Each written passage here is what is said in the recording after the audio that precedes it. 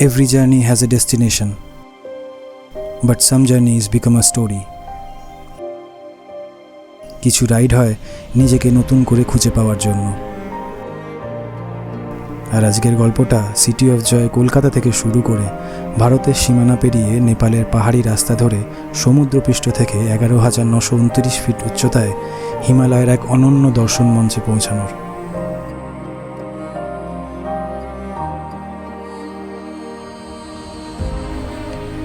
এই রাইডে থাকবে খাড়া চড়াই রাস্তা, অফরোড ট্র্যাক আর পাহাড়ের এমন কিছু দৃশ্য যেগুলো ক্যামেরায় ধরা যায় কিন্তু অনুভূতিটা ভাষায় বোঝানো যায় না।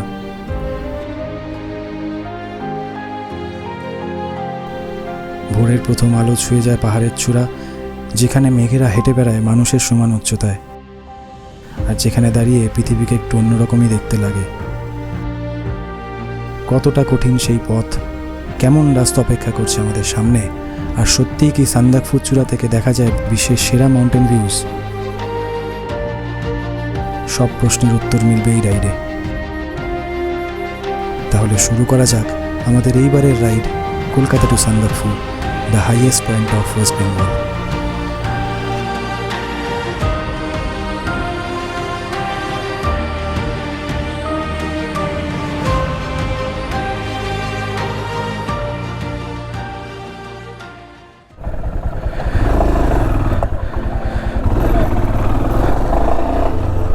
অস্ট্রেলিয়ানের আর একটা নতুন ব্লগে তোমাদের সবাইকে স্বাগত।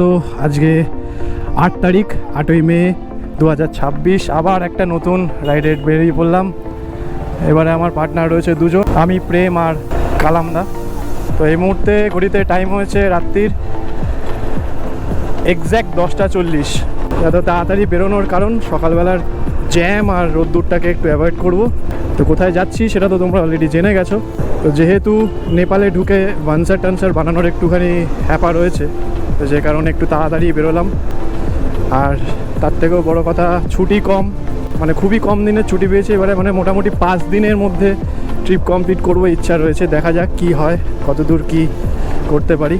তো এখন আপাতত এখান থেকে যাব কালামদার বাড়িতে, মানে এটা মুচিপাড়া চৌরাস্তা, ওখান থেকে যাব বিপি পেট্রোল পাম্প, সেখান থেকে ফুয়েল আপ করে বেরিয়ে যাবো একদম সোজা কল্যাণী এক্সপ্রেসওয়ে ধরবো।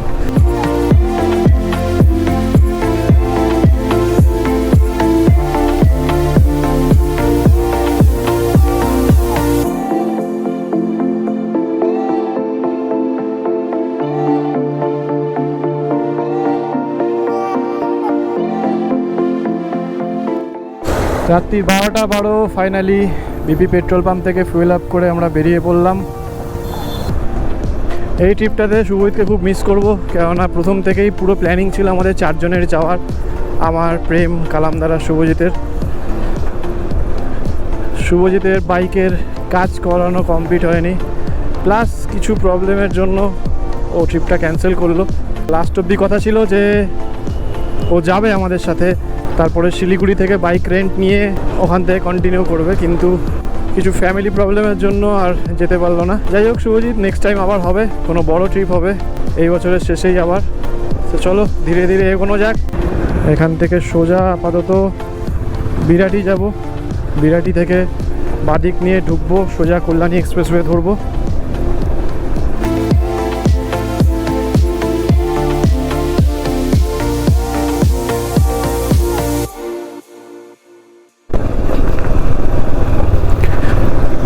চলে এসেছি কল্যাণী এক্সপ্রেসওয়ের কাছে একদম। তো তোমাদের একটা ইনফরমেশান দিয়ে রাখি, সেটা হচ্ছে গিয়ে বিরাটি থেকে ঢুকে যে রাস্তাটা দিয়ে আগে আমরা কানেক্ট করতাম কল্যাণী এক্সপ্রেসওয়েতে, সেটা কিন্তু এখন আর কানেক্ট করা যাবে না।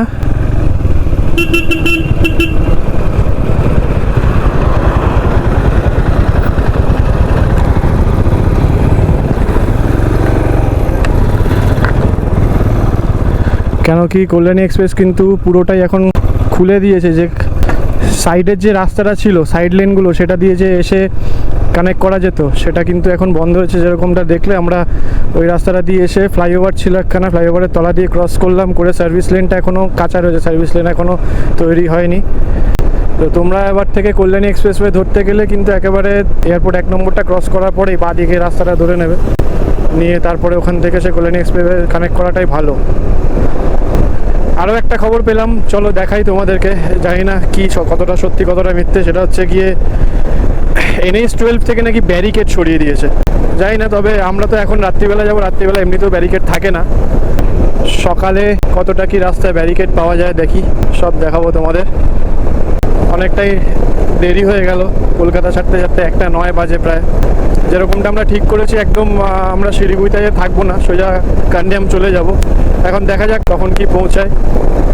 আর নতুন যে ফ্লাইওভারটা হয়েছে, মানে আমাদের চাকদার কাপামোড় থেকে যে নিচ থেকে আগে ডান দিকে চলে যেতাম, এখন সেখান দিয়েও যেতে হচ্ছে না, ফ্লাইওভারের ওপর দিয়েই যেতে হচ্ছে। নতুন ফ্লাইওভারটা দিয়ে যাব, তোমাদেরকেও দেখাচ্ছি। চলো এগোনো যাক।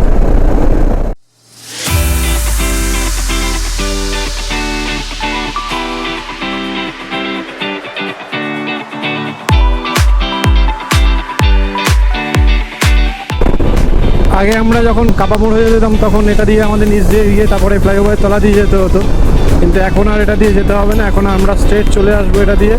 এখানে লেখা রয়েছে, মার্ক করা রয়েছে, ঠিক দেখতে পাবে তোমরা, বড় জাগুলি হয়ে। আর এই বাদিকটা নিয়ে নিতে হবে আমাদের, সোজা চলে গেলে কল্যাণী। আর এই সামনে উঠে পড়লাম আমরা ফ্লাইওভারে।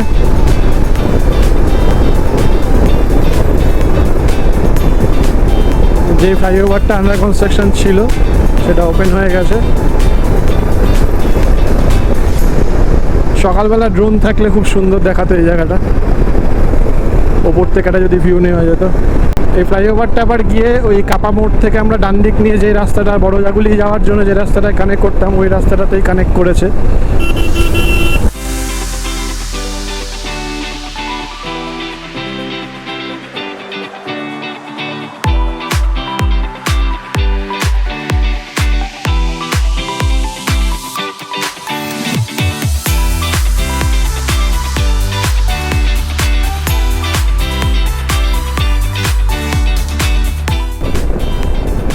কৃষ্ণনগর আর 62 কিলোমিটার, সেকেন্ড ঈশ্বরগুপ্ত সেতু নাম দিয়েছে খুব সম্ভবত এই ব্রিজটার। আর চলে এসেছি আমরা বড়জাগুলি। অনেকটা কম সময় লাগলো, অনেকটা কম সময় লাগলো। এবার এখান থেকে লেফট টার্ন নিয়ে নেব। আর নেক্সট স্টপ একদম কৃষ্ণনগরে গিয়ে শঙ্কর মিষ্টান্ন প্রতিষ্ঠানে একটু চা খাবো। আপাতত এখন টাইম হয়েছে 1:57 মতন। যেরকমটা বলছিলাম, আজকে আমার সাথে রয়েছে প্রেম আর কালামদা। প্রেম চালাচ্ছে KTM 390X, ক্রুজ কন্ট্রোল করে হেভি মজা নিচ্ছে। আর কালামদার মিটিওর 350, আর আমার সিলভার স্ট্যালিয়ন হিমালয়ান 411।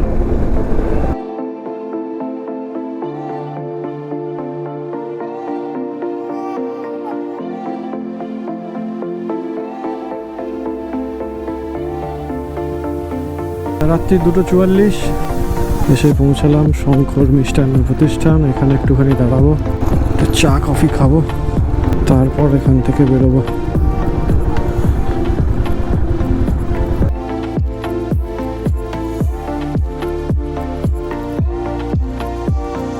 তিনটে 9 বাজে, এখন বেরোবো। একটু চা খেলাম শঙ্কর মিষ্টান্ন প্রতিষ্ঠানে এসে, ওরা ফ্রেশ হলো। ওয়েদার মোটামুটি ভালো, বেশ ভালোই টানা যাচ্ছে। তবে এখন অবধি সেই এনার্জিটা পাইনি, শিলিগুড়ি গেলে যে এনার্জিটা থাকে সেটা এখন অবধি মিসিং। জানি না কেন, এবারে কী কারণে এরকম হচ্ছে। তো চলো বেরোনো যাক। এখন আর রাত্রিবেলা বিশেষ ভিডিও করব না, আর ওটা ফুটুক, তারপরে আবার আসছি। তো এখান থেকে বহরমপুরে নেক্সট দাঁড়াবো, গিয়ে বহরমপুর বাইপাসে 89 কিলোমিটার মতন টাইম লাগবে, মোটামুটি 2 ঘন্টা মতন। তো রাস্তায় কিছু আর ভিডিও করার মতন নেই, চলো এগোনো যাক। আবার আলো ফুটলে কথা হচ্ছে। যাবে আজকে নাকি থাকবে তুমি?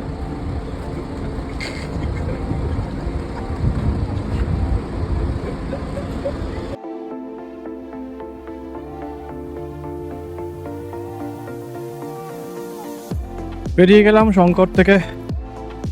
বেশ একটা মিষ্টি হাওয়া রয়েছে, গরম ভাবটা একদমই নেই। সন্ধ্যেবেলা থেকে বৃষ্টি হলো, বৃষ্টিটা হওয়ার পরে ওয়েদারটা বেশ ঠান্ডা হয়ে গেল। এবারে ফোরকাস্ট রয়েছে ফারাক্কার ওদিকে, মানে মালদা টালদার বৃষ্টি হওয়ার সম্ভাবনা রয়েছে ভোরবেলা 6টা নাগাদ। দেখা যাক কি আছে কপালে। বাড়ি থেকে মোটামুটি 130 কিলোমিটার মতন হয়ে গেল আমাদের, আর 400+ কিলোমিটার এখন বাকি রয়েছে পানি ট্যাঙ্কি অবধি।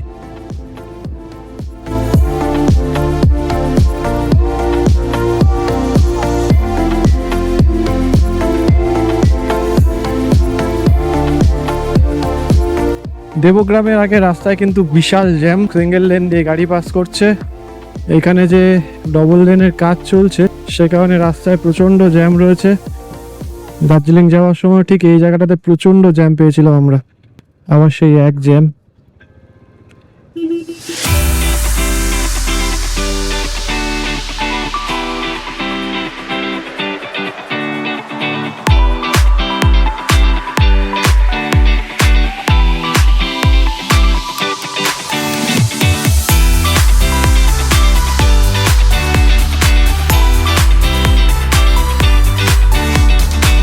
যা জ্যাম হয়ে রয়েছে জায়গাটায়, মোটামুটি সব গাড়িগুলো যা ফেসে রয়েছে একদম পেছনে, যদি দাঁড়িয়ে থাকতাম ঘন্টাখানেক টাইম লাগতোই। এটাই হচ্ছে কি বাইকের অ্যাডভান্টেজ, বাইক ছিল বলেই কোলে টোলে বেরিয়ে চলে আসতে পারলাম। আর যারা দাঁড়িয়ে রয়েছে গাড়ি নিয়ে, খালি তাদের অবস্থা ভাবছি কি হবে। সময় হয়েছে 4:15, পলাশি ক্রস করছি আমরা। জানি না বোঝা যাবে কিনা গোপ্রোতে এই রাতের অন্ধকারে। এই সামনেই একদম ঠিক পলাশির স্মৃতিসৌধ। বহরমপুর আর এখান থেকে মোটামুটি 40 কিলোমিটার মতন। বহরমপুর বাইপাস ক্রস করে তারপর আরেকবার দাঁড়াবো। ভাবতা রেলগেটের আগেও কিন্তু ঠিক সেম জ্যাম রয়েছে দেবগ্রামের মতনই। বাসগুলো আগের থেকে সেটা গেস করেছে, আমরাও তাই ওদের পেছন নিয়ে নিলাম। তবে এভাবে যাওয়াটা খুব রিস্ক, বাসগুলো যেরকম সেরকম যখন তখন লেন চেঞ্জ করে নিচ্ছে।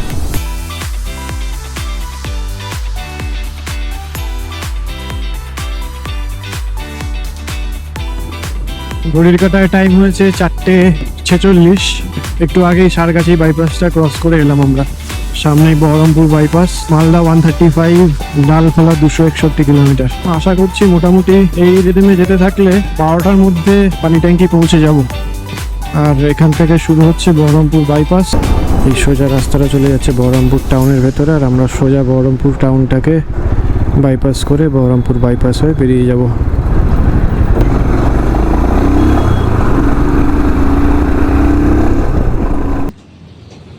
তো এই মুহূর্তে রয়েছি বহরমপুর ফারাক্কা টোল প্লাজায়।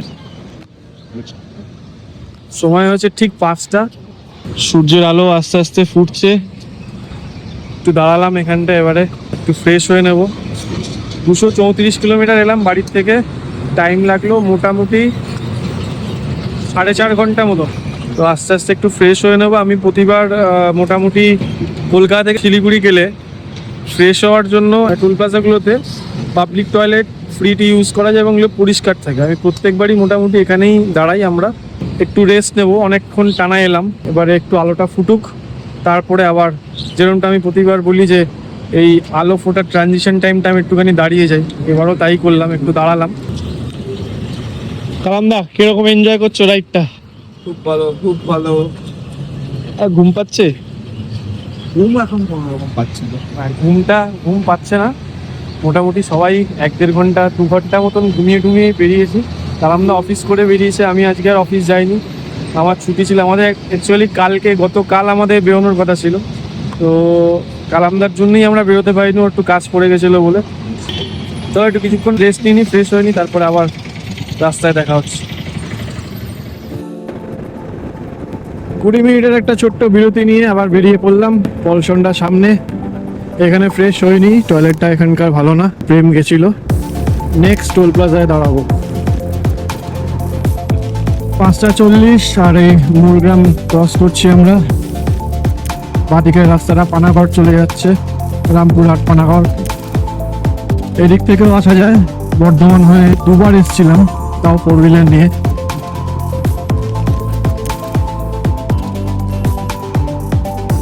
পুরীতে সময় হয়েছে ঠিক সকাল 6টা, আর আমরা এসে পৌঁছালাম আহিরন।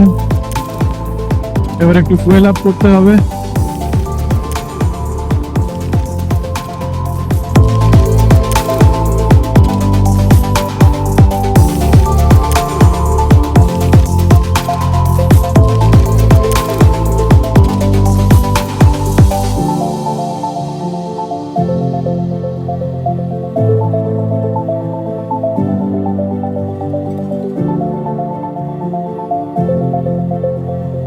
মুর্শিদাবাদে ধুলিয়ান পৌঁছালাম। পৌঁছে জিওর পেট্রোল পাম্প থেকে ফুয়েল আপ করালাম। 105 টাকা 68 পয়সা লিটার। এখানে 9.67 লিটার মতন তেল ঢুকলো।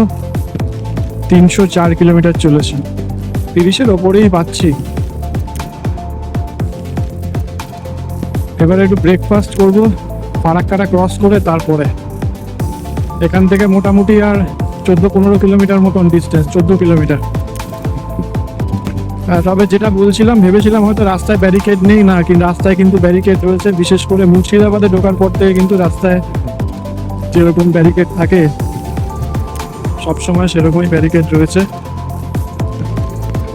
আর রাস্তায় কিছু কিছু জায়গায় কাজ হয়েছে, পিচ করেছে, তবে সেই হালকা ফুলকা যে বাম্পগুলো ছিল সেগুলো এখনো রয়েছে।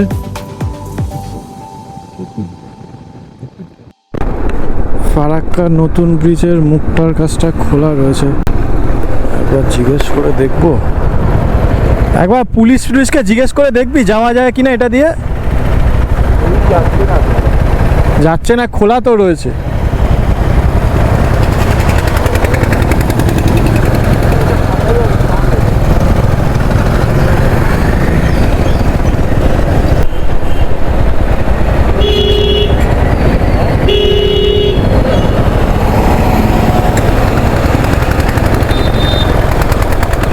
না, খোলা নেই নতুন ব্রিজ।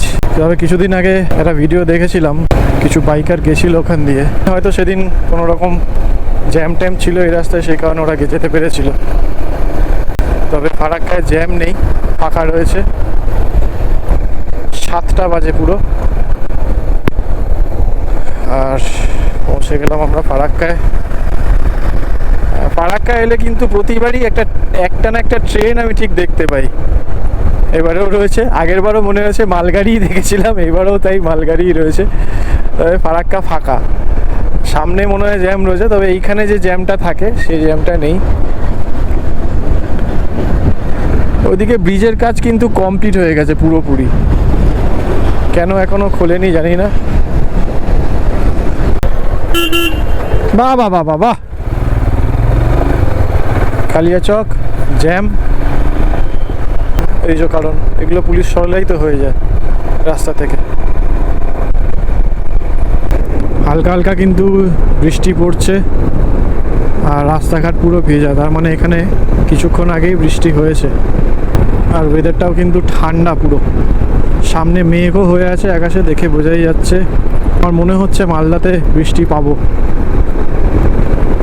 তো এই মুহূর্তে রয়েছি পারদেশি ধাবাতে। 8টা নাগাদ এখানে এসে পৌঁছেছিলাম। ব্রেকফাস্ট করলাম, পুরি সবজি, 3 জনের পুরি সবজি আর ব্ল্যাক কফি নিয়ে আমাদের বিল হলো এখানে 320 টাকা মতন। এবার বেরিয়ে যাবো এখান থেকে। যেরকমটা সকাল থেকে আসছিলাম ঠিক সেমভাবেই আবার নেক্সট টোল প্লাজাতেই দাঁড়াবো। আর এর মাঝখানে দাঁড়ানোর কোনো জায়গা নেই, দাঁড়াবো না, কারণ আমাদেরকে পৌঁছাতে হবে যে কান্যাম। বানসার বানানোর ব্যাপার রয়েছে, তো সেটাতে কত কি টাইম লাগবে জানি না। সব কিছু ডিটেলস তোমাদের বলবো, যাতে তোমাদের পরবর্তীকালে যদি তোমরা নেপালে কোনো সময় সান্দাকফু ট্রিপ করো বা পানি ট্যাঙ্কি হয়ে নেপালে কোনো জায়গায় করতে যাও, তাহলে তার কী খরচা পড়তে পারে বানসার করার, সব ডিটেলস দেবো। ব্লগটাকে শেষ পর্যন্ত দেখো, আর যদি ভালো লাগে তাহলে অবশ্যই একটা লাইক করে দিও, কমেন্ট করে জানিও কি ভালো লেগেছে অথবা কি খারাপ লেগেছে।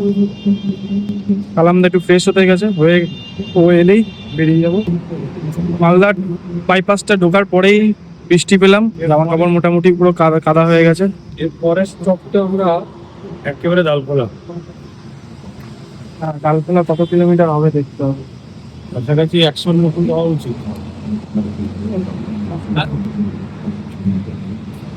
তো তাহলে তাই ডালখোলাতেই নেক্সট স্টপটা হচ্ছে। চলো রাস্তায় যেতে যেতে কথা হবে। বেরিয়ে পড়লাম ফাইনালি পারদেশি ধাবা থেকে। এবার বেশ গরম লাগছে। কারা যেন বলছিল ব্যারিকেড নেই, বলতে না বলতেই চোখের সামনে ব্যারিকেড।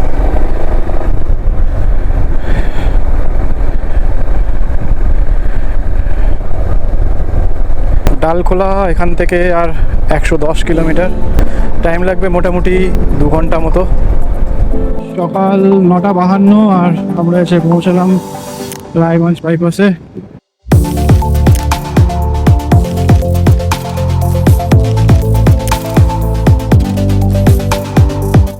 ডালখোলার 50 কিলোমিটার, শিলিগুড়ি 180। তবে আমরা শিলিগুড়ি অবধি যাব না, আমরা বাগডোগরা থেকে বাদিকে নিয়ে নেব বা ঘোষপুকুর থেকে বাদিকে নিয়ে নেবো, সেটা এখনো অবধি ঠিক করিনি। ইসলামপুরের ভেতর থেকে গিয়েও একটা রাস্তা রয়েছে যেটা পানি ট্যাঙ্কি কানেক্ট করে, এখন অব্দি ডিসিশন নিয়ে কি করবো। আগে ডালখোলা পৌঁছাই, ডালখোলা পৌঁছানোর পর একটু একবার দাঁড়াবো, তারপরে রাস্তাটা দেখে নিয়ে তারপর ডিসিশন নেবো।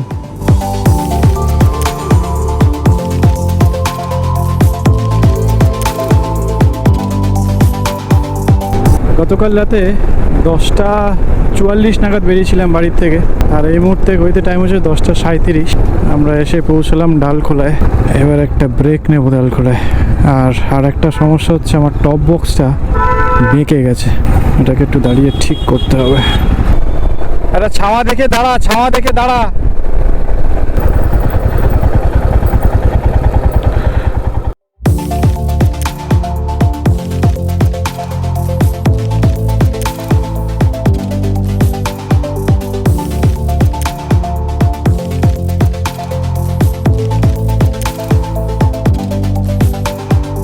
ক্রসিংটা ক্রস করে জাস্ট ডান দিকে ঘুরে দাঁড়িয়ে মিনিট 10-15 একটু রেস্ট নিলাম। আর আমার টপ বক্সটা বেঁকে গেছিলো, ওটাকে সোজা করলাম। টপ র্যাকটা থেকেই বেঁকে গেছিলো, ওটা সোজা করলাম, ওর থেকে কিছু লোড কমিয়ে দিলাম। একটা ব্যাগ আমি এক্সট্রা নিয়ে এসেছিলাম, ওর মধ্যে দিয়ে দিয়েছি।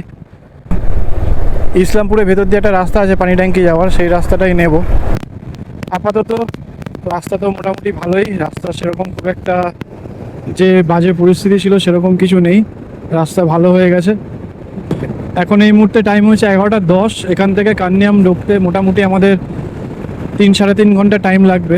মোটামুটি 1:30-2 নাগাদ আশা করছি ঢুকে যাব, সব কাজবাজ ছেড়ে, মানে ভানসার বানিয়ে, রুট পারমিট বানিয়ে সব কিছু করে আশা করছি 2টোর মধ্যে ঢুকে যাব।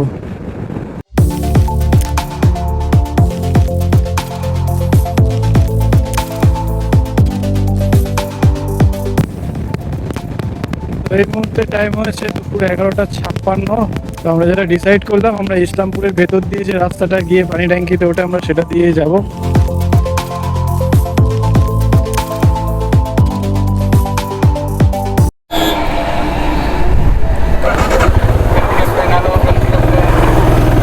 ইসলামপুরে বাস স্ট্যান্ডটা ক্রস করে একটা বাঁ দিকে সরু গলি ঢুকে যায়, সেই গলিটা দিয়ে ঢুকে এই রাস্তাটা এসে পড়লাম। এই রাস্তাটা সোজা এখান থেকে পানি ট্যাঙ্কি যাচ্ছে, সরু রাস্তা।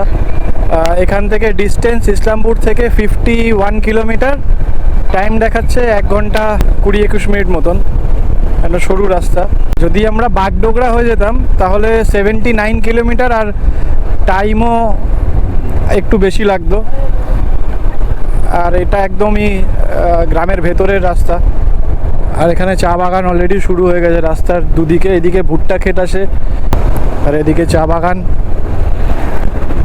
এখন আমরা কিন্তু যেই জায়গাটায় রয়েছি এটা কিন্তু বিহারের কিষানগঞ্জের মধ্যেই পড়ছে। খেয়াল করলে বুঝতে পারবে, সব হিন্দিতে লেখা রয়েছে বোর্ডগুলো। গ্রামের ভেতরে বিহারের কি সুন্দর জায়গাটা লাগছে। ওদিক দিয়ে ট্রেন লাইন গেছে, মাঝখানে আখের ক্ষেত, আর তার মাঝে রাস্তা গেছে, আর ঠিক ওই দিকটাতেই নদীটা। আমরা এখন নদীটা পার করব। আর গাড়িতে যারা যাচ্ছে ওরা দুজন একটু আগে দাঁড়িয়েছিল, আমাদের সাথে কথা বললো, কোথায় যাচ্ছি জানতে চাইলো। আর খুব র্যাশ ড্রাইভিং করছে, আচ্ছা ছেলে দুখানা, এক্ষুনি মারছিল সাইকেলটাকে।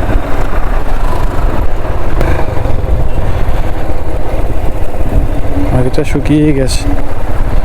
আর ওই দিকটায় বড় ব্রিজ তৈরি হচ্ছে, এটা একটা ছোট ব্রিজ,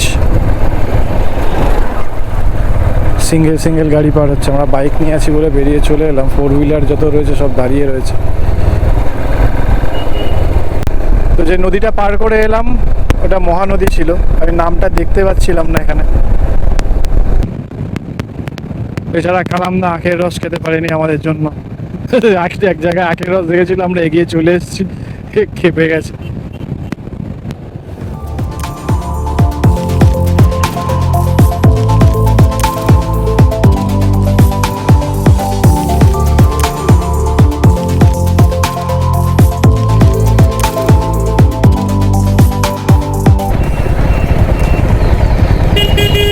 আমরা চলে এসেছি পানি ট্যাঙ্কি। এখান থেকে নেপাল বর্ডার লেখা রয়েছে, লেফট সাইডে যেতে হবে আমাদের, আর সোজা চলে যাচ্ছে শিলিগুড়ি। নেপালের ঠিক ওইদিকে জায়গাটার নাম কাকারভিটা। আমাদের মেছি রিভার পার করতে হবে। তারপর ওখানে গিয়ে আমাদের ভানসার বানাতে হবে।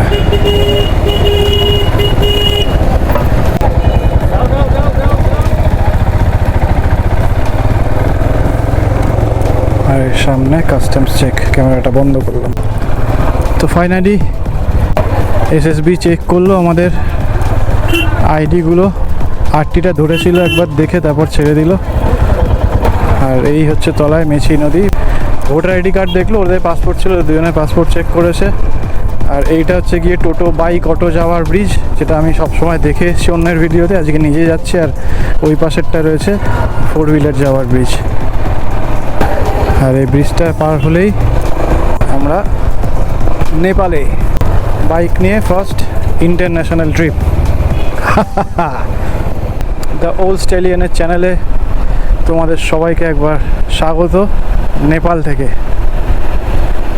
এবার ঠিক ডান দিকে কাস্টম অফিস, এখান থেকে আমাদের ভানসার বানাতে হবে। ভানসারটা বানিয়ে নিয়ে আগে, তারপরে আবার আসছি ভিডিও করছি।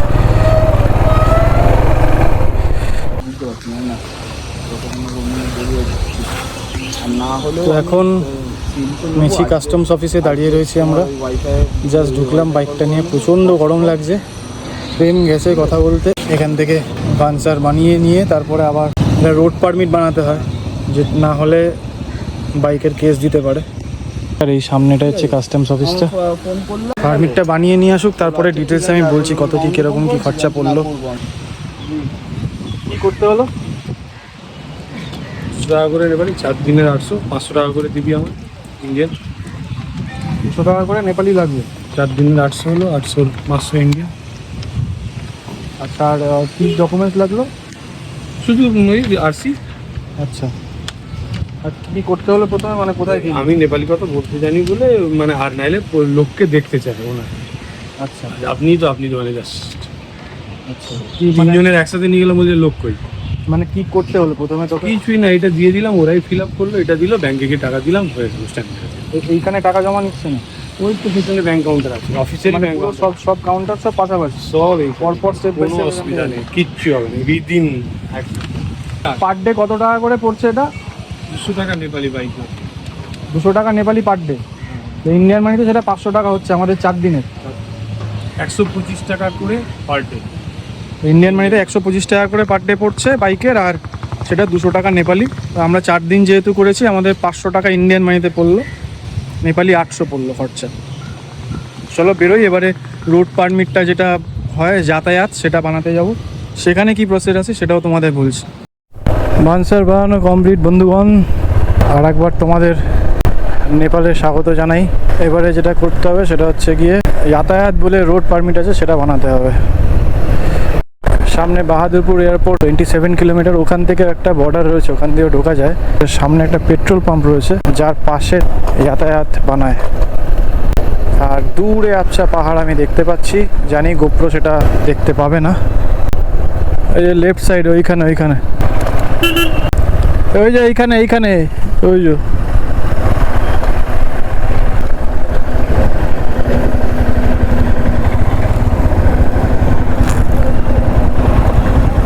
ওই পেছনে পেট্রোল পাম্প, আর এখানে হচ্ছে কি যাতায়াত কার্যালয়। আমরা ঠিক এদিক থেকে এলাম, এদিকে হচ্ছে কি পানি ট্যাঙ্কি বর্ডার। পানি ট্যাঙ্কি বর্ডারের থেকে এসেই ডানাতে কাস্টমস অফিসটা, তারপরে ওখান থেকে এগিয়ে এসে 200 মিটারের মধ্যে একটা পেট্রোল পাম্প পড়বে। পেট্রোল পাম্পের পাশে এখানে যাতায়াত ব্যবস্থা কার্যালয় বলে লেখা রয়েছে হিন্দিতে। এখান থেকে রোড পারমিটটা বানাতে হবে। তো এখন আমরা যাবো সোজা কান্যাম। কান্যামের ডিস্টেন্স এখান থেকে 41 কিলোমিটার, 1 ঘন্টা মতন টাইম লাগবে। মুখ চোখের অবস্থার দিকে যেও না, প্রচণ্ড গরম লাগছে, অবস্থা খুব খারাপ। একমাত্র কালামদাই ভালো আছে, ফ্রেশ লাগছে।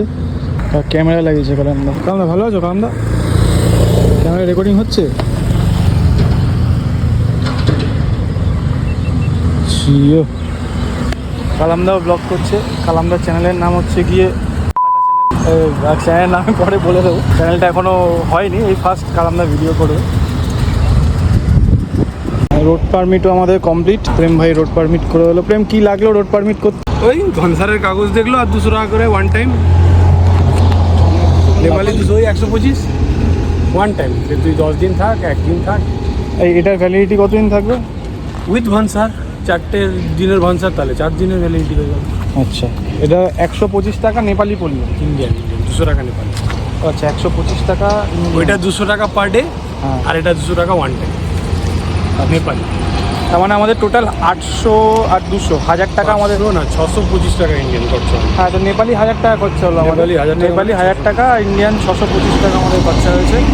তো এই হচ্ছে গিয়ে রোড পারমিট। আমাদের সবার বাইকেই এরকম লাগাতে হয়েছে রোড পারমিটগুলো।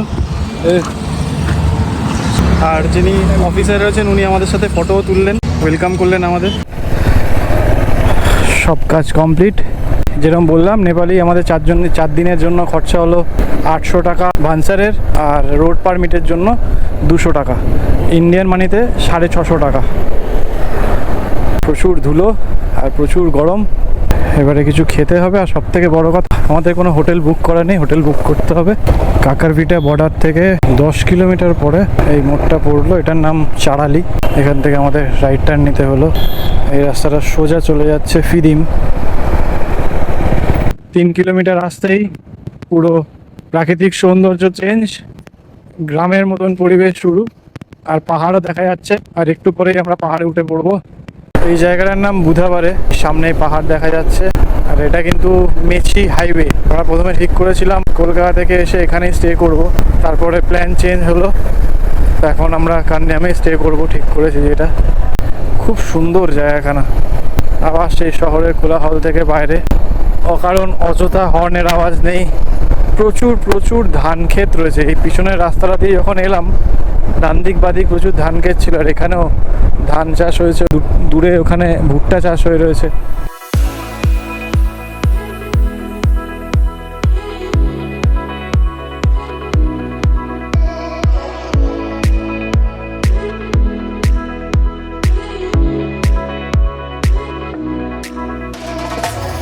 তো এখন আমরা রয়েছি জোর কালাস, দুটো কলসি, ওই জন্য এই জায়গাটার নাম জোর কালাস। অলরেডি কান আটকে গেছে। আস্তে আস্তে ঠান্ডা হচ্ছে ওয়েদারটা। দাঁড়ালে গরম লাগছে, বাইক চালালে একটু ঠান্ডা ঠান্ডা লাগছে। জল খেয়ে নিই। আছে বুঝতে পারছিস? ভাত তো খাবি, এটা ভাত খাবো না, ভাত খাবি রাখতে পারবি।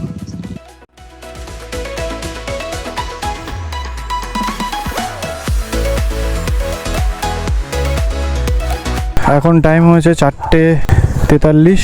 এই জোর কালাস থেকে আমরা আন্ডা ওয়াই দিয়ে লাঞ্চ সেরে এবারে রওনা হচ্ছি ফিক্কালের দিকে। কান্যাম ক্রস করে সূর্যোদয়া বলে একটা জায়গা আছে, সেখানে হয়তো থাকবো আজকে। এখান থেকে কান্যামের ডিস্টেন্স 18 কিলোমিটার, 37 মিনিট মতন দেখাচ্ছে। মোটামুটি 5:30 বেজে যাবে।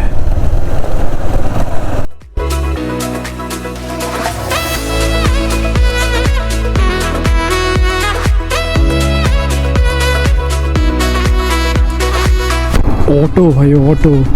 নেপালের পাহাড়ে অটো চলছে। কান্যাম মৃকের সাথে অনেকটা মিল রয়েছে জায়গাটার। পাহাড়ের উপরে একটা ফুটবল খেলার মাঠ। আর এই কান্যামের চা, মানে ইলাম ডিস্ট্রিক্টের চা নেপালের মধ্যে সব থেকে বিখ্যাত। আমাদের যেরকম দার্জিলিংয়ের চা বিখ্যাত, সেরকম নেপালের কান্যামের চা বিখ্যাত। কান্যামের ভিউ পয়েন্ট, আই লাভ কান্যাম। এখানে দাঁড়িয়ে কিছুক্ষণ ফটো তুললাম। আর এখানে সব দোকানপাটি রয়েছে। এখানে অটো স্ট্যান্ড রয়েছে। পাহাড়ে অটো। আর ওই ওপরে হচ্ছে গিয়ে ভিউ পয়েন্টটা।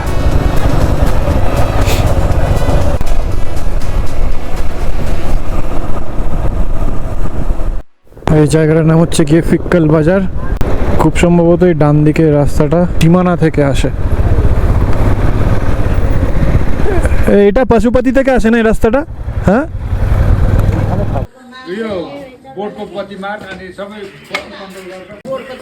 ওই জন্য তো এই মুহূর্তে টাইম হয়েছে 6:38। আর আমরা ফিক্কাল বাজারটা ক্রস করে এসে একটা হোমস্টেতে রয়েছি।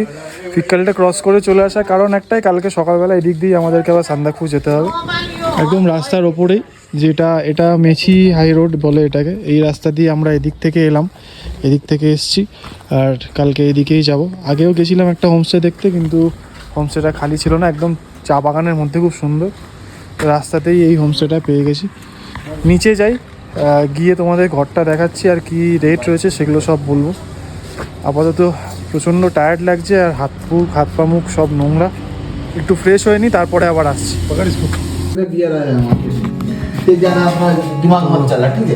হোমস্টেতে ঢুকে ফ্রেশ হলাম, ফ্রেশ হয়ে জিনিসপত্র ব্যাগ ফ্যাগ সব বসালাম, কারণ কালকে সকালবেলা সান্দাকফু যাবো আমরা। বেশি লাগেজ নিয়ে যাব না, একদম যেটুকুনি দরকার সেইটুকুনি নিয়ে যাব, বাকিটা এখানে রেখে যাওয়ারই প্ল্যানিং রয়েছে। এখন টাইম হয়েছে 9:19, ডিনার করতে বসছি। নেপালি 9:19, ইন্ডিয়ান 9:19 না। আচ্ছা 20 মিনিট কমিয়ে দাও, 9:04। আচ্ছা 9:04 বাজে, ইন্ডিয়ায় 9:04। হ্যাঁ আমরা তো এখন নেপালে রয়েছি।